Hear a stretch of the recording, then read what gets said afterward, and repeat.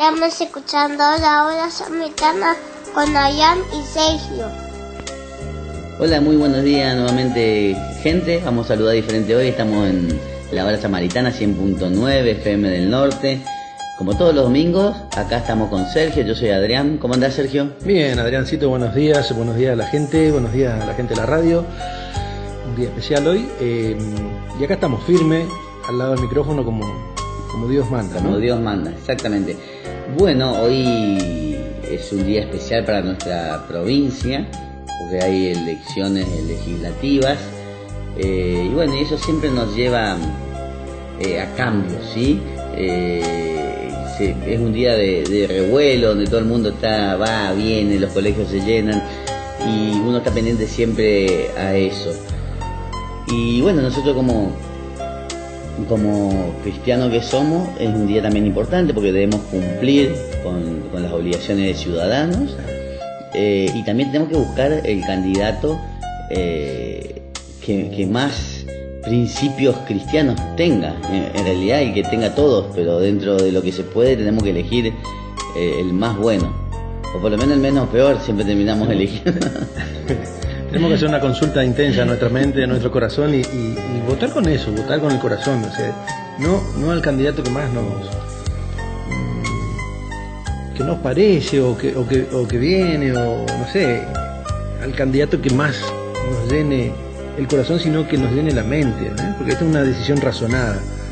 Vamos a consultar al Espíritu y por qué no a Dios, pensando para que nos ilumine cuál va a ser la persona que va a hacer más por la ciudadanía, ¿no? Por nosotros. Y seguramente vamos a dar la respuesta. Por supuesto, no, y hay que también interiorizarse, o sea, no hay que estar ajeno, o sea, nosotros somos cristianos que vivimos insertos en un mundo difícil hoy por hoy para el cristiano, que trata de llevar a la gente, sobre todo hacia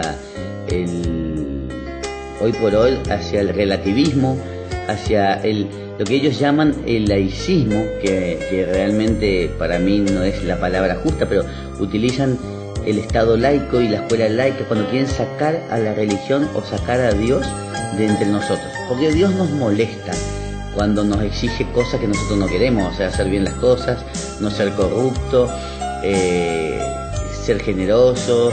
Cuando es difícil ser cristiano, y ya lo dijo Jesús, el que me quiere seguir que cargue con su cruz y me siga, que abandone todo, y el que no me quiere más a mí que a su padre o a su madre no es digno del reino de los cielos, lo dijo. Entonces el católico tiene que votar pensando en los intereses de Dios, no en los intereses de los hombres. O sea, si vos tenés un conocido, pero vos sabés que no es buena persona, o que no va a ser buen político, o que no sigue los mandamientos de Dios, no lo votes, porque primero están los intereses de Dios, después los hombres. Y eso también ya lo dijeron Pedro y Juan y Santiago cuando los capturaron en el Sanedrín y les prohibían que ellos hablen.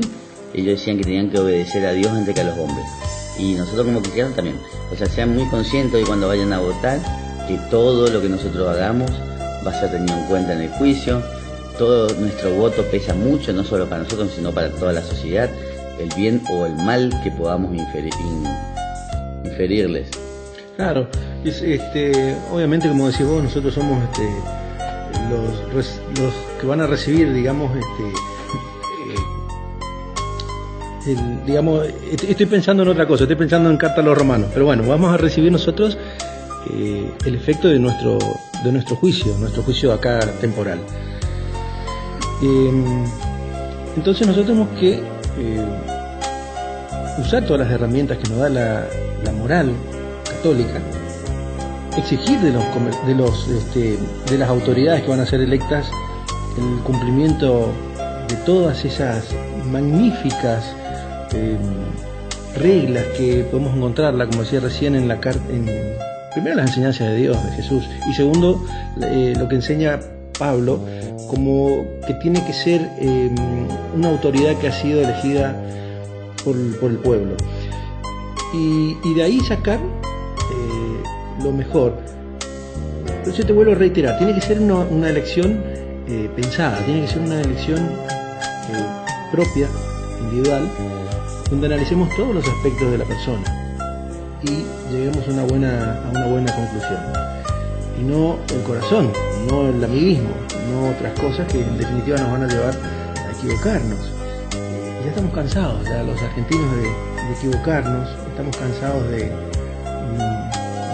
que nuestro país no arranque, ¿no es cierto? Entonces tenemos que poner toda la fuerza en esa elección, todo el raciocinio, ¿no? Y aparte también es bueno saber gente que es afín a la iglesia, porque siempre decimos nosotros, la iglesia católica es más allá de que nos dispensa y nos administra los sacramentos que nos dejó Jesús, que son los medios que tenemos de salvarnos y de convertir la hostia en cuerpo y sangre de Cristo.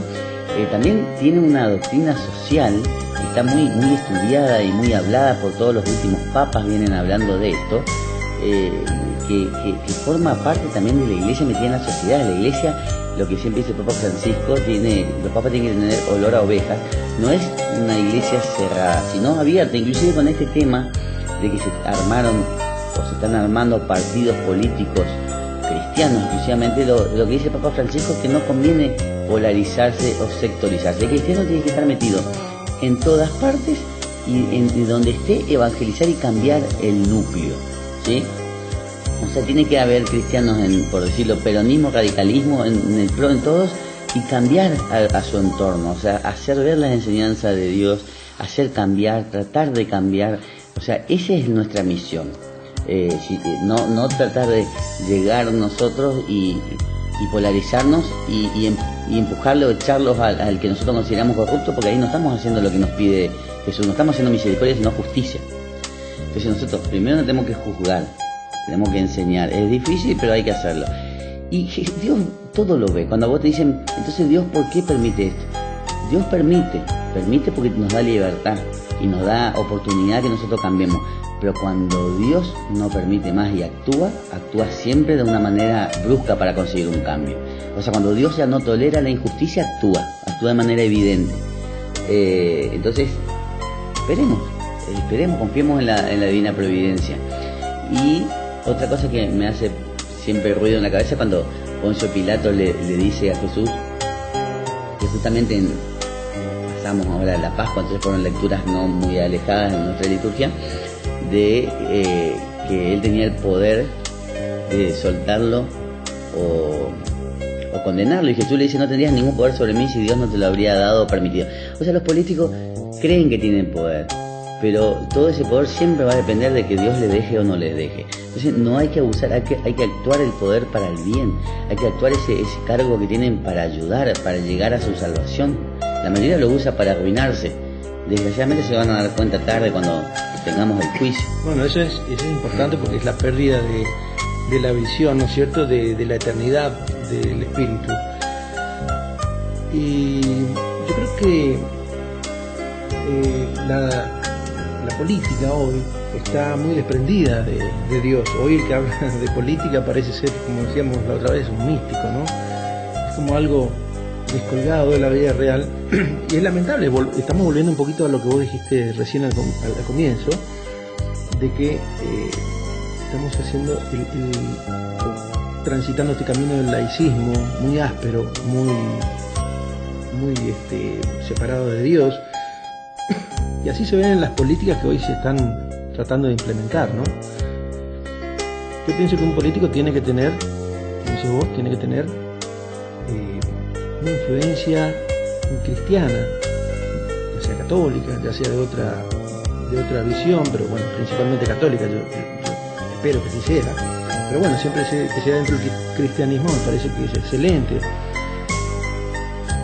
Y eso es lo que estamos viendo, ¿no? Lo que se manifiesta en nuestras leyes, lo que se manifiesta en el accionar de la gente, donde se deja de lado los valores esenciales de la persona, donde se deja de lado el valor moral, que es importantísimo, y nos vamos alejando de Dios, porque en realidad nosotros, como dice San Pablo, los políticos o los que son gobernantes, los que toca ser gobernantes, tienen que transitar el camino de su gestión o de su autoridad basado en el temor a Dios, porque si no hay temor a Dios pierden lo que pasa lo que vos dijiste recién ahora, es decir, pierden la idea de eternidad. Entonces, no solamente se llevan puesta su alma, sino también la de los demás. Totalmente. Porque van arando ese campo fértil que Dios lo planta o nos da los dones para que nuestra semilla germine. Totalmente, y ese que es arrastrado es menos culpable, pero es culpable también. Y claro, los dos terminan condenados. Mira, y le decían, por eso es peligroso, el poder es peligroso. O sea, hay que siempre, claro que el ejemplo de Jesús, que él su poder de Dios lo usó con humildad, como la Virgen María, siendo madre de Dios, fue la más humilde de todos. Fíjate lo que decía el Pío XII en 1946 a un grupo de jóvenes que estaban pensando en la política en Italia. Dijo: ir al Parlamento para servir, no cedáis en cuestión de principios, tened las puertas abiertas, pues la democracia significa colaborar. No penséis en vuestros intereses particulares, sino en los de la comunidad. Ir al Parlamento con espíritu ágil, capaz de subir escalones si os piden desempeñar puestos de responsabilidad, pero también de bajar con elegancia y humildad cantando alabanza al Señor, sin romperos el fémur espiritual, que es una de las fracturas más peligrosas, con mayor razón si se trata de cuestiones referidas a la defensa de la verdad y de la libertad de conciencia. Y mientras leía esto de subir y bajar, se me venía a la mente los reyes que aparecen en la Biblia, como David, Salomón. O sea, David tuvo muchos momentos donde era favorecido por Dios, inclusive si uno lee en el libro de Samuel, en el primer libro de Samuel, cuando él vence a Goliat, era algo impensado por su estatura y por la estatura de Goliat, que tenía 3 metros y era un filisteo fuerte, y él lo venció pues estaba en la mano de Dios con él. Entonces, si el gobernante se pone en manos de Dios, las cosas van a salir bien. Pero así también después David pecó y se hizo infiel, digamos, con la mujer de Urías, y entonces también perdió algunas veces la ayuda de Dios. Entonces hay que guardar siempre ese santo temor, o sea, no confiarse. Y después está el hijo de David, que es Salomón, que cuando Dios le pregunta qué quiere, ¿qué le dijo? Quiero sabiduría para poder gobernar a este pueblo con justicia, o algo así lo dice. Y ese fue no hay rey más grande que Salomón, dice la Biblia. Entonces eso es lo que tienen que pedir los gobernantes, poder gobernar para el pueblo, no para ellos y su círculo. O sea, esperemos que esta sea una buena jornada y que podamos lograr un cambio positivo. Bueno, tiene que ser así. Bueno, ya está en manos de cada uno, ¿no es cierto? Ir a cumplir con nuestro deber ciudadano, y bueno, un poquito que haya ayudado a nuestra orientación para que estamos a tiempo, está tempranito, las mesas se están abriendo, entonces, bueno, que tenemos este último momento para pensar bien el voto y para, sobre todo, como decís vos, ¿no es cierto?, como leí recién, para que esté al servicio, la autoridad al servicio, busquemos a alguien, ¿no?, que sea una autoridad que esté al servicio real del pueblo. Tenemos un potencial enorme acá en Misiones y en la Argentina después, para que nuestro país crezca, y crezca sobre todo con gente que no deje de mirar a Dios. Y hay muchos, hay que buscarlos nada más. Sí, hay que buscarlos, pero algunos están temerosos de salir porque es como contradictorio, como que no está de moda, entonces lamentablemente se esconden su catolicidad. Tiene que salir, tiene que golpear la catolicidad, tiene que enfrentar y tumbar todo temor, que de la mano de Dios siempre nosotros vamos a ir en el camino correcto, ¿no? Sigamos en este paso a Pablo, y sobre todo las autoridades déjense guiar, lean un poquito, las futuras autoridades, las autoridades actuales lean un poquito más de la Biblia para entender mejor cuál es el fin, ¿no es cierto?, de la autoridad. Dios no da autoridad a nadie por dársela, también es una prueba que está haciendo a los gobernantes. Totalmente, no, bueno, y hoy por hoy te iba a decir que el tema está acá en la Argentina, de la legalización del aborto. El cristiano no puede votar a un candidato que se sepa que está a favor del aborto. Eso es algo que ya lo dijo el Papa Benedicto, o sea, Papa Emérito Benedicto, que el cristiano sería excomulgado si votara a un político a favor del aborto. O sea, esto hay que tener muy en cuenta porque es muy importante, porque Claro. como vos decís, también arrastra gente inocente y produce mucho daño, mucho más daño que nosotros queremos, y después no se puede recuperar. Una vez que vos Claro. pusiste tu voto, no se puede No, volver. eso es un momento es un gran tiempo de raciocinio, de pensar, y después es un segundito que uno mete el voto y ya está efectuado nuestro acto. Si es bueno o es malo lo vamos a ver enseguida, lo estamos sabiendo en el momento de efectuar el voto, y tenemos que hacerlo con esta visión que decís vos, que nosotros podemos ser cómplices de malas políticas, de políticas que vayan en contra del género humano, en realidad, ¿no? Entonces tenemos que ser muy conscientes y muy prudentes al efectuar nuestro voto. Sí, bueno, y esto está ampliamente descrito sobre la política y los deberes del ciudadano en el catecismo de la Iglesia Católica, o sea que pueden buscarlo. Pero bueno, Sergio, se nos pasó el primer bloque ya con el tema de la política, pero era interesante, queríamos hablar, queríamos concientizar, que no es ir y votar por cualquiera, ni el menos peor, o sea, sino el mejor. No, el mejor, Sí. que lamentablemente tenemos que elegirlo dentro de lo que nos dan, ¿no es cierto? Sí. Dentro de la cantidad de...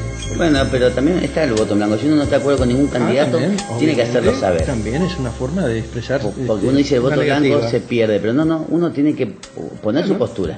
O sea, no me gusta ningún candidato, que la gente y que el pueblo sepa que no estamos de acuerdo con ningún candidato, ninguno nos baja, Claro. como se dice. Sí, es una expresión, sí. Es una expresión, y le importa. Hay países donde el voto blanco subió muchísimo porcentaje, y eso hace a las autoridades una revisión de lo que está sucediendo. Claro O sea que que no hay que tener, no es un voto perdido, es una expresión dada. No, obviamente que no. Bueno, Sergio, vamos a un temita musical y después seguimos con el tema que vos propusiste durante la semana. Buenísimo.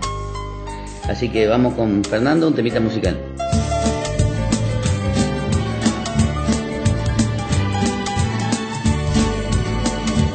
Aquí estamos, Señor, en tu casa otra vez, qué alegría volverte a encontrar.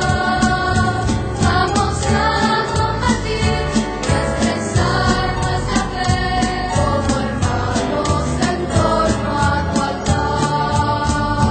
En el nombre de Dios vengas a celebrar el misterio de la salvación. El Señor nos dará su paz, es la fiesta del pueblo de Dios. Partiremos tu pan, signo de comunión, beberemos tu vino de amor. Bueno, pasado este primer bloque que se nos fue hablando un poquito de nuestro deber cívico, ahora vamos a hablar de un tema que es muy importante, muchísimo más importante que el deber cívico, sin sacarle la importancia al deber cívico, obviamente, que es la que nos va a marcar el camino de todos los días, el camino acá en la tierra. Pero este tema tan lindo, tan hermoso, que es de María Auxiliadora, nos marca a fuego en el corazón y toda la vida y la eternidad. Hace poquito, el 24 de mayo, creo que fue la fiesta de María Auxiliadora, y es muy lindo conocer la historia de cómo va surgiendo el María Auxiliadora. No es una historia reciente, sino nace en forma conjunta con Jesús, ¿no? Nace en los primeros tiempos de la vida cristiana. Es una vocación que, como te digo, data del año 300 más o menos, durante la formación de la primera iglesia cristiana, la joven iglesia cristiana. Pero ya tenemos en las bodas de Caná, tenemos una primera aproximación, una primera intervención de la madre de Dios a favor de los novios que se estaban casando, y que pide el auxilio de su hijo antes que se den cuenta estas personas que se estaban casando, de que se les había acabado algo importante, como era el vino en ese momento, que sería un papelón, sería muy feo que se queden sin vino en la mitad de del casamiento, ¿no? Y ahí se nos muestra la madre, la Virgen María, se nos muestra como una persona preocupada, no solamente por las cuestiones del espíritu, sino de las cuestiones terrenales, ¿no es cierto? Como una cuestión del vino, ¿no? Y se nos muestra ya, o sea, se nos va mostrando en el papel que va a tener siempre y por siempre, a través de los siglos, desde el cielo, en su rol de mediadora, ¿no? María, a través de la historia, se ha mostrado como auxiliadora y mediadora entre Dios, entre Jesús y los hombres, en diversas oportunidades. Por lo menos algunos dicen no menos de 2 veces, ¿sí? Donde se ve patente el auxilio prestado a requerimiento de los cristianos y salvando no personas individuales, sino salvando la cristiandad. Y son 2 momentos que te voy a decir, después vamos a la charla. El primero es, quiere decir una cosita, el término auxiliadora se deriva del griego boetelia, se decía antes, que significa la que trae auxilios, y así lo llamaban los primeros cristianos, la que trae auxilios desde el cielo. Fíjate vos, Adrián, cómo ya los primeros cristianos ven en la figura de la Virgen María una figura que intercede, que se desvela por sus hijos en la tierra, y como constantemente está intermediando entre Jesús y nosotros. En el año San Juan Crisóstomo, en el año 345, la llama, estamos hablando cuando cae Constantinopla, es el Imperio Romano de Oriente, la llama, fíjate vos, auxilio potentísimo de los seguidores de Cristo.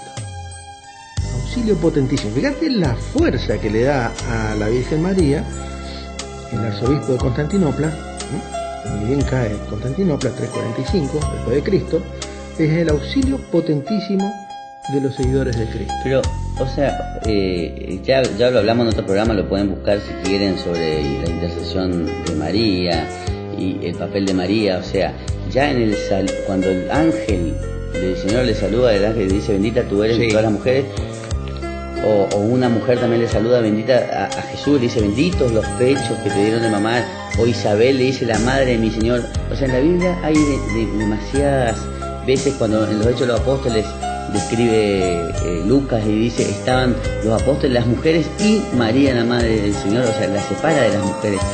O sea, cuando dice todas las generaciones, cuando ella dice: magnífica me llamarán feliz o bienaventurada. O sea, ese bendito, bienaventurado, llena de gracias,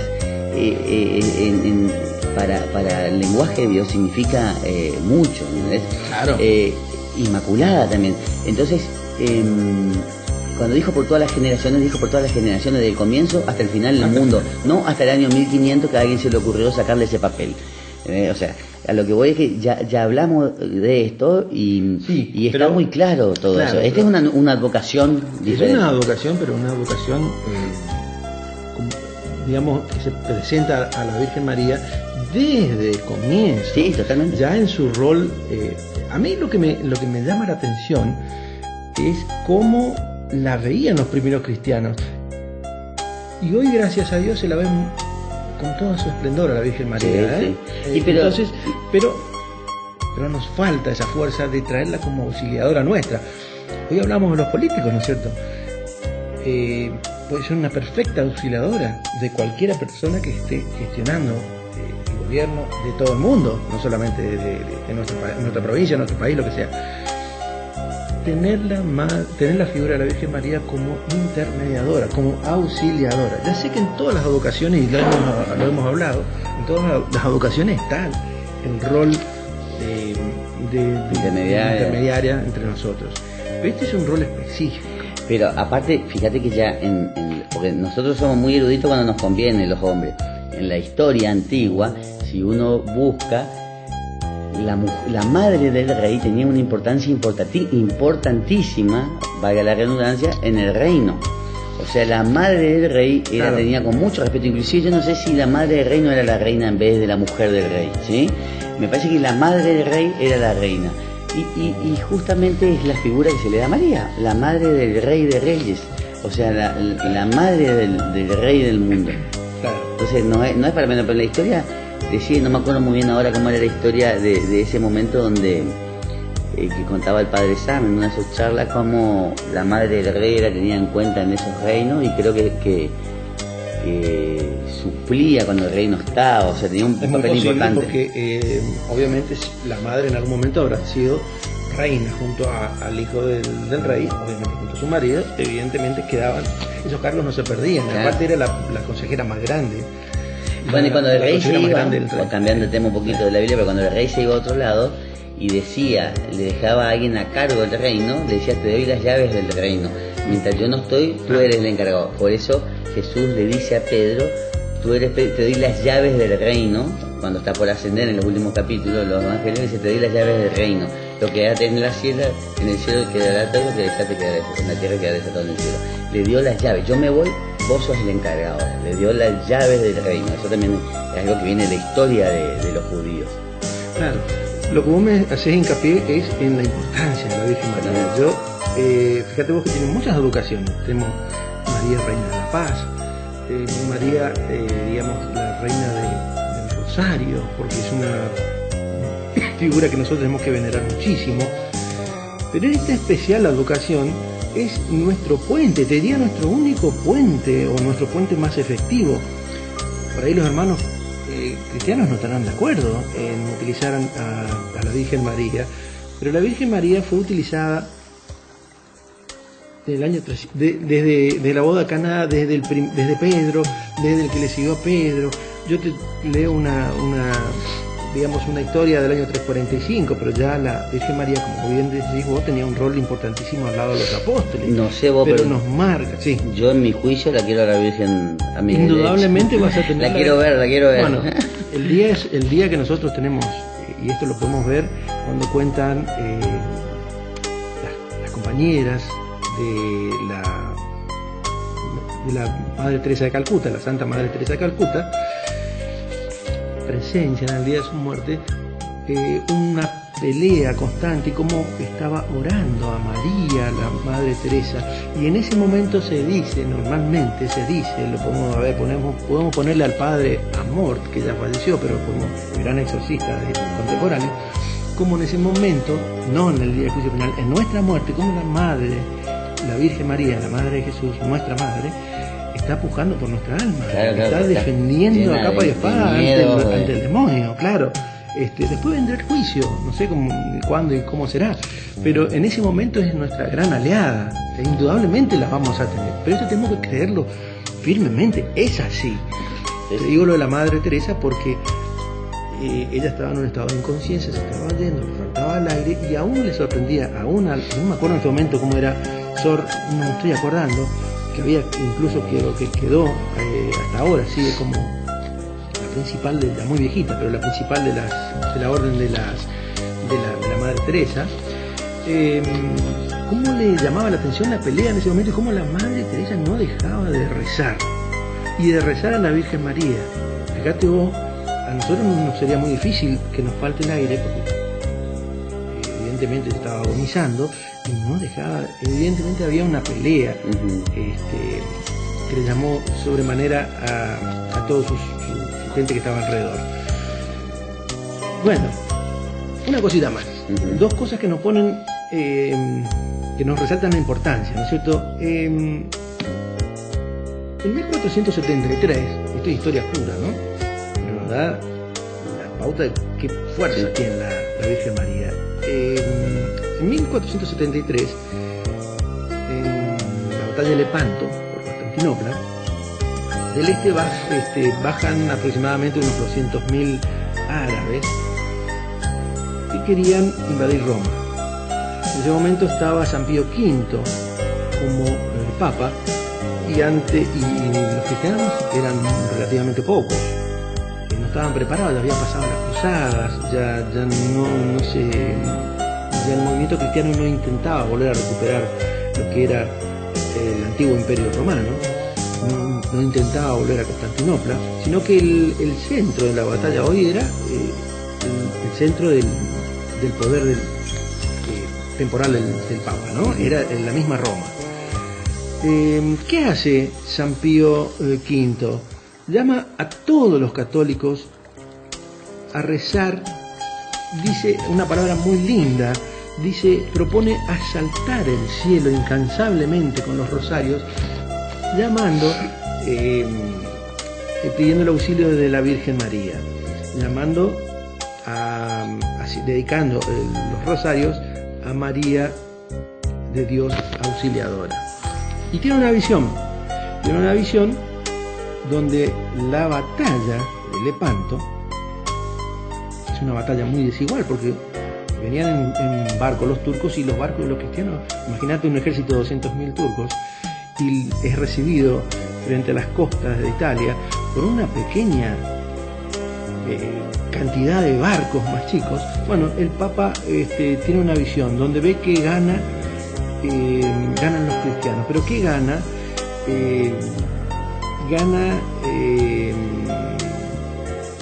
la cristiandad, ¿no? Se mantiene la cristiandad, porque también hay que decir que todas las batallas que se dan, las cruzadas, es para impedir digamos que nos avasallen la paganización, que no venga el Islam, que no avasalle el Islam y se termine el cristianismo, sin detallar, sin hablar de las cruzadas, que habrá sido tremendo de los dos lados, ¿no? Entonces terminan ganando una batalla tremendamente desigual, y se lo dedica el 7 de octubre de 1471 a la fiesta del Sagrado Rosario, ¿no? Y en 1613 en Viena pasa lo mismo, a otra invasión de árabes, de turcos, otra batalla desigual, y terminan ganando 30.000 cristianos contra un número 7 veces mayores de turcos, poniéndose bajo la advocación de María Auxiliadora.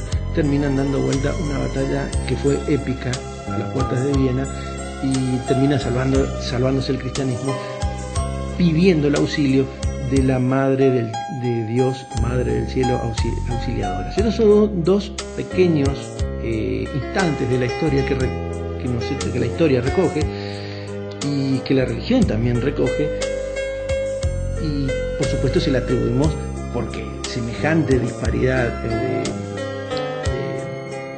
contendientes en la batalla no puede ganarse si no es por el auxilio divino. Realmente es así.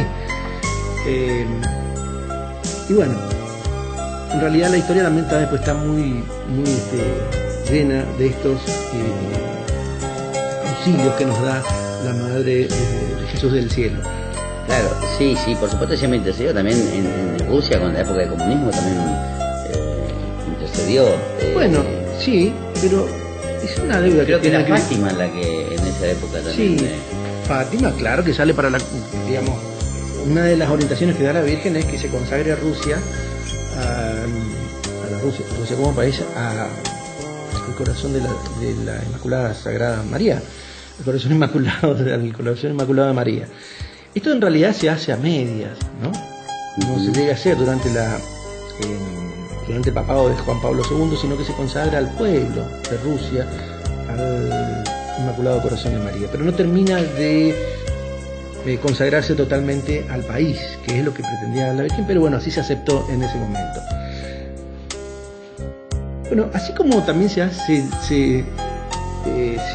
llaman a salvar los pueblos, llaman a la religión, llaman a salvar el cristianismo, y la Madre de Dios, nuestra Madre María, intercede pronta y raudamente, también nosotros tenemos que llamar y utilizar, a través del rosario, por ejemplo, utilizar a la Virgen María para que sea auxiliadora en todo momento de nosotros, Adrián. Todos los cristianos, todos los católicos, no debemos desconocer a nuestra Madre, a la Madre de Jesús, que nos entrega en la cruz a nosotros. Se la entrega a Juan, pero Juan representa al pueblo, ¿no es cierto? Nosotros somos los que recibimos la veneración de la Virgen María. Y qué lindo que es, Adrián, qué lindo que es rezarle a la Virgen María, pedirle fuerzas. Por supuesto que también es lindo rezarle a Jesús, indudablemente, pero qué hermoso que es, porque María siempre está esperando que nosotros le recemos a ella para pronto intermediar con su Hijo y sacar algo beneficioso para nosotros. Inclusive te diría, antes que nosotros sepamos ya, que hagamos el pedido, la Virgen María ya está abogando por nosotros. Y eso es algo que nunca debemos perder. Y más hoy, donde tantas apariciones hay de la Virgen María, que nos sigue llamando por la paz, que nos sigue llamando para rezar el rosario, que nos sigue llamando para no lastimar a Jesús, para no lastimarnos entre nosotros, obviamente. Y nosotros, hay una gran parte del pueblo, del mundo, que sigue tanto las enseñanzas y los pedidos de Fátima, como Medjugorje, como que ahora el Padre, ya te mandé la otra vez, el Santo Padre autorizó las visitas a Medjugorje, sí, que es muy importante, ¿no? Ojalá pase con nuestra Virgencita del Cerro también. Sí, hay que tener paciencia nomás. Claro que también es. Sí, como acá estaba leyendo una ciprensa sobre la Virgen Auxiliadora y muchos auxilios hizo por su nombre. Dice que en el 1600 también ayudó a católicos del sur de Alemania contra la invasión protestante. Después en Viena también a los enemigos de la religión, que le pidieron a ella, intercedió y los libró. Después, en 1960 se aparece a San Juan Bosco y le dice que quiere ser honrada con el título de auxiliadora y le señala el sitio para que le construya un templo en Turín, Italia. Y así empezó la construcción de una gran basílica. Y San Juan Bosco decía, cada ladrillo de este templo corresponde a un milagro de la Santísima Virgen. Y ahí se va expandiendo hacia todo el mundo con este título, digamos, de nombre de auxiliadora de los cristianos.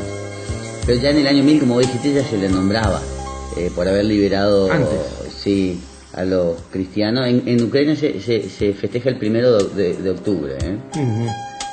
Y bueno, y a ver qué otra cosa más. Bueno, ese rol que vos destacaste muy lindo, de María siempre presente, siempre como consejera, como María de la que pone la paciencia en la desesperación, en ese momento junto a los apóstoles, en ese momento de desesperación porque lo habían crucificado a Jesús, y cómo la Virgen María va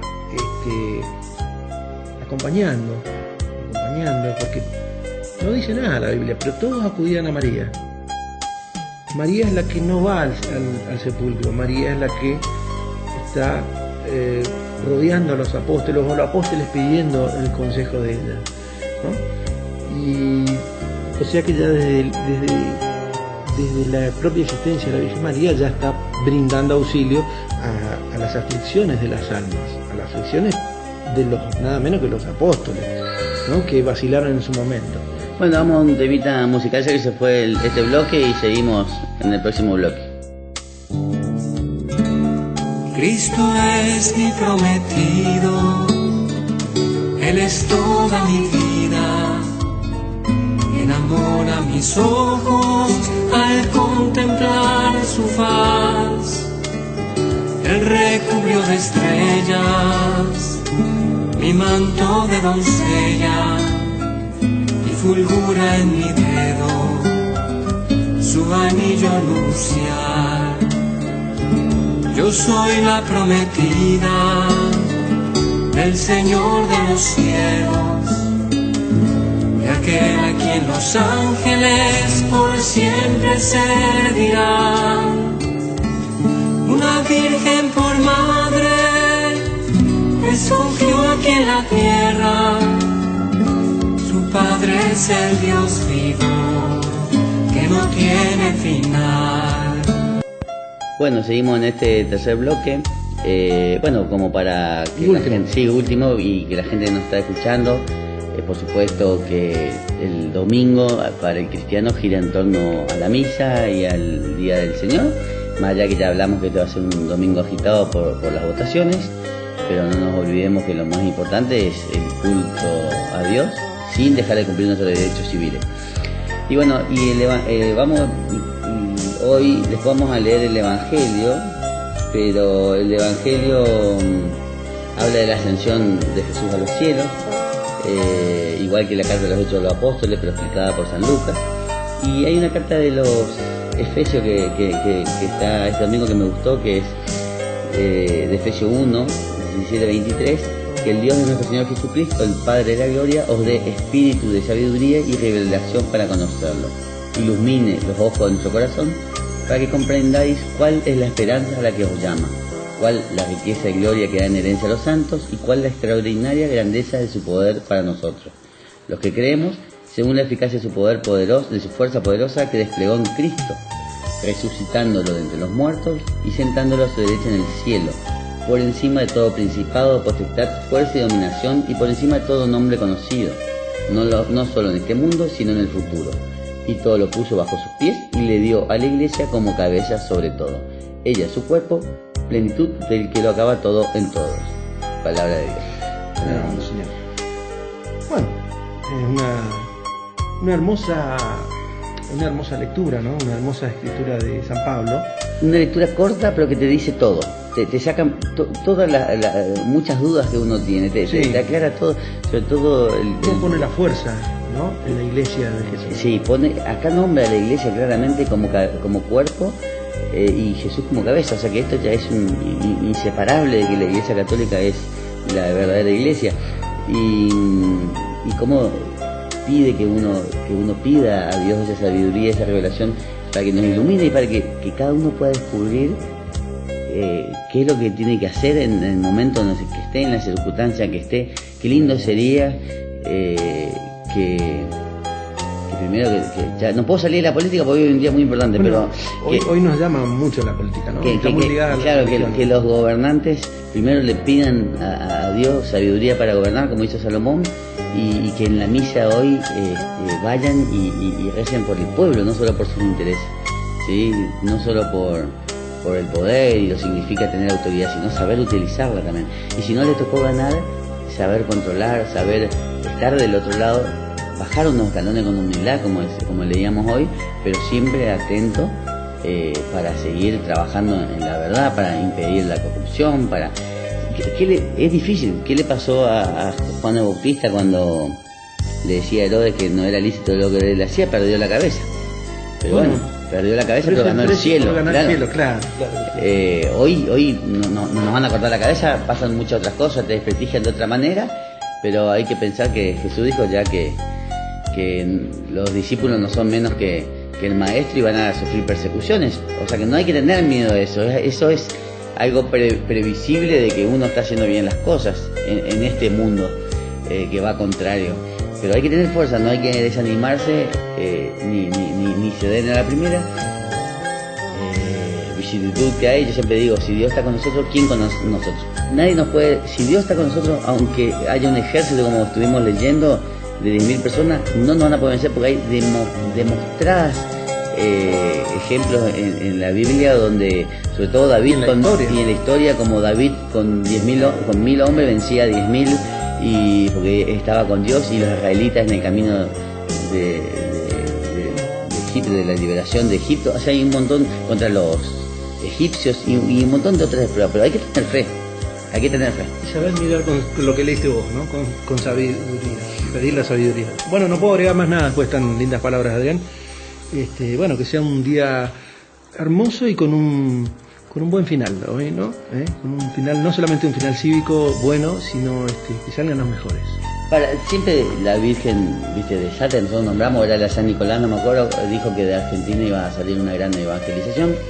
Puede ser el Papa Francisco, puede ser nuestra conducta antiaborto, que dé un ejemplo a otras naciones, puede ser un montón de cosas, pero sigamos esperando que podamos encontrar el camino. Pidámosle a la Virgen que nos auxilie en esta nueva etapa que está por comenzar, que sea para bien del pueblo y no bajar los brazos. O sea, también hay que pedirle a Dios, pero como decía San Agustín, actuar como si Dios no nos ayudara, pero confiar siempre en Dios como si todo dependiera de Él, algo así decía. Pero bueno, Sergio, entonces quedaremos para la semana que viene, que es Pentecostés. Perfecto, una hermosa fecha para recordarla y para hablar en profundidad. Sí, y no olvidarnos también de este Espíritu Santo, muchas veces desconocido por nosotros, sin embargo es el que está con nosotros el día a día, y poco se recurre a Él, sin embargo es gran. Bueno, es la tercera persona, claro, pero divina, es el mismo Dios con misma divinidad, y fue el que hizo posible la encarnación de Jesús y muchas otras cosas. O sea que es muy interesante hablar de Espíritu Santo y conocerlo también. Una persona que la conocemos poca, ¿no? Sí. Conocemos mucho de Dios, de Jesús, y el Espíritu Santo, ¿quién es lo mismo?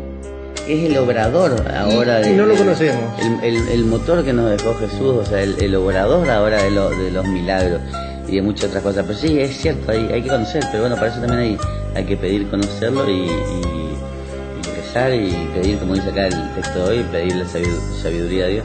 Bueno, no solo por Argentina, sino por la provincia. Y por el mundo entero. Por el mundo entero, exactamente. Bueno, hasta el próximo domingo entonces. Nos vemos, Sergio, chau, hasta luego, gente. Va a estar el programa en las redes sociales cuando podamos. Y si no, nos vemos la semana que viene por mismo dial, mismo horario. Hasta luego. Heridos de ansiedad, buscando compasión, venimos a tu altar en peregrinación. Llegamos y en tu paz descansa el corazón. Te hablamos y al rezar la voz se hace canción.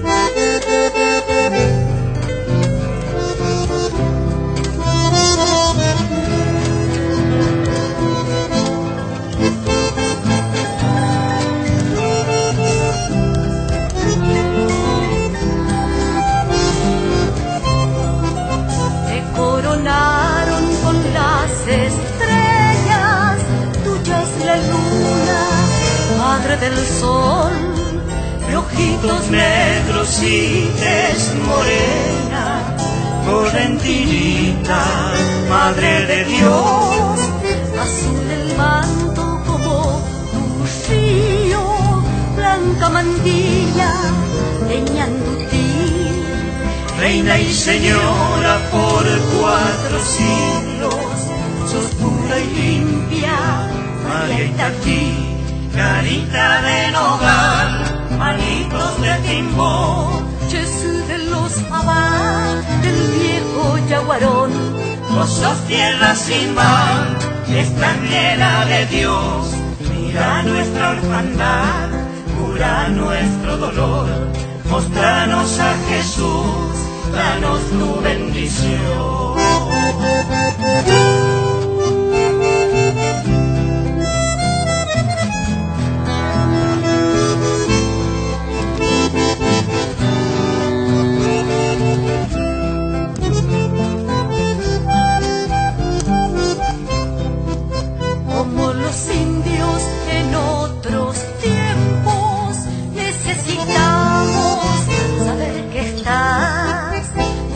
El alma de nuestro pueblo que se desangra en su identidad, en tu silencio y entre tus manos cabe la pena del Poriajú. Vivimos todos crucificados, quédate cerca de nuestra cruz, carita de nogal, manitos de timbó, Jesús de los abad, del viejo yaguarón. Vos sos tierra sin mar y extranjera de Dios. Mira nuestra orfandad, cura nuestro dolor. Mostranos a Jesús, danos tu bendición. Mostranos a Jesús, danos tu bendición.